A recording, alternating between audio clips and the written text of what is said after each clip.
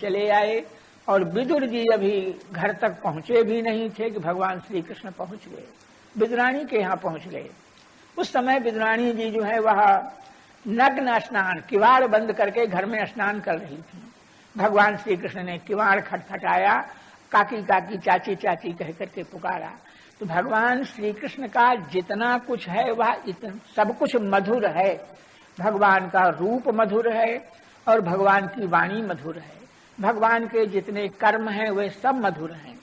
तो वाणी इतनी मधुर थी भगवान श्री कृष्ण की कि द्रौपदी ने सुना तो उनको होश नहीं रह गया, बेहोश हो गई।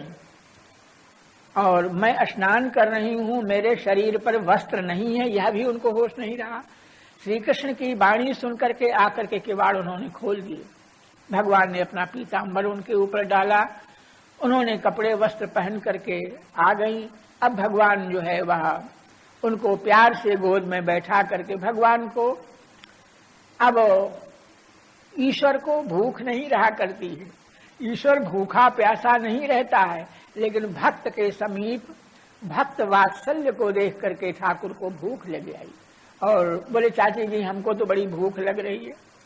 तो विदुरानी ने कहा कि मैं अभी कुछ आपके लिए साग पात को, अन्न तो खाना छोड़ दिया था, दुर्योधन के राज्य से निकल गए थे। दुर्योधन ने कहा था कि मेरे टुकड़े खाता है, तो इसे अन्न खाना छोड़ दिया था। जंगल का रहना था और फलाहार करके जंगली वस्तुओं को साग पात खा करके रहते थे। तो विदुरानी जी ने कहा कि मैं अभी बनाऊं आपके खाने के लिए कुछ। बोले नहीं, जब तक बनाओगी तब तक तो हम भूखे मरी जाएंगे, इतनी बड़ी भूख, जब तक तुम बनाओगी इतनी देर में तो मैं भूखे मारे मर ही जाऊंगा। बनी बनाई कोई चीज हो जल्दी से लाकर दे दो। तो केले रखे हुए थे, विदुरानी जी ने केले ला करके दे दिए। लेकिन भगवान श्री कृष्ण का वह भोरा स्वभाव, उनकी वाणी, उसे सुन करके फिर प्रेम में इस प्रकार से विभोर हो गई।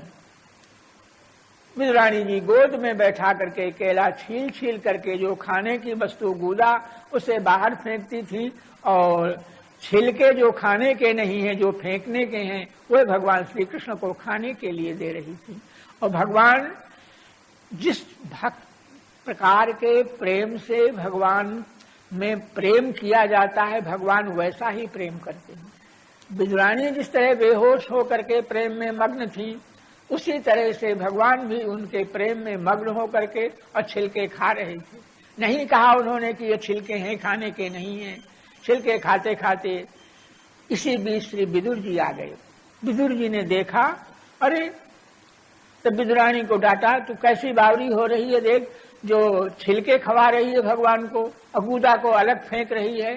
तब उनको होश आया, मन में ग्लानि करने लगी, आग लगे इन हाथों में जिन हाथों से मैंने अपने प्राण प्यारे भगवान को छिलके खिलाए। विदुर जी ने केला लेकर के छील छील करके और खिलाना शुरू किया। दो एक केला खाया भगवान ने और बाद में बोले बस हो गया।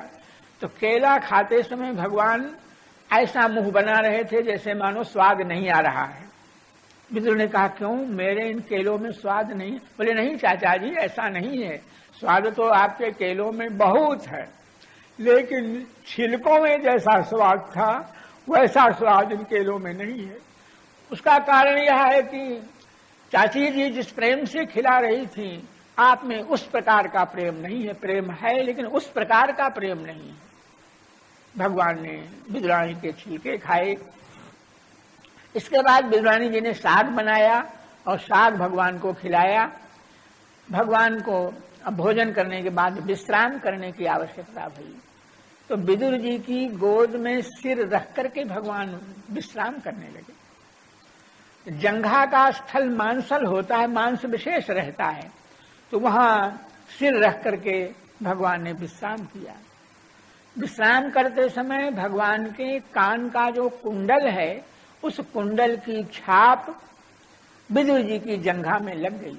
मांसल स्थल था तो वह दाग पड़ गया, तो जिस तरह से मुहर लगे इस तरह से वह भगवान के कुंडल की छाप विदुर जी की जंघा में लग गई और वह ऐसी छाप लगी, ऐसी मुहर लगी, कभी वह मिटी नहीं। मैत्रेय जी ने देखा, जहां कहीं देखते, स्वयं विदुर देखते तो प्रेम से गदगद हो जाते, भगवान के कुंडल की छाप है। ऋषि मुनि देखते, अरे भगवान ने इनकी गोद में विश्राम किया था, प्रमाण के रूप में देखो यह भगवान के कुंडल की छाप है। इस तरह कुंडल की छाप श्री विदुर जी के जंघा में जो है वह लग गई।